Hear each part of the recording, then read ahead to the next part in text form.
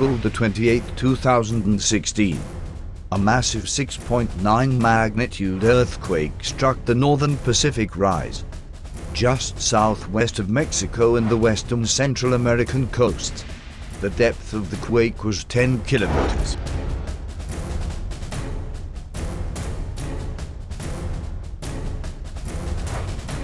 April the 24th, 2016.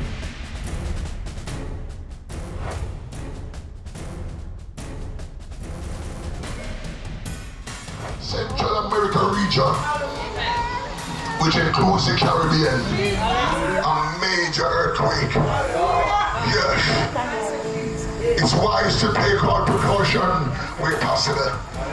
Mankind need to repent of our sins and turn to Jesus Christ, God Almighty, the only one who can credibly reveal things to come. In a vision, the visionary saw the weather ball. An orange weather ball so big in this region.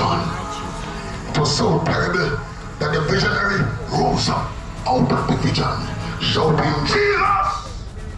Jesus! Jesus! Jesus is coming!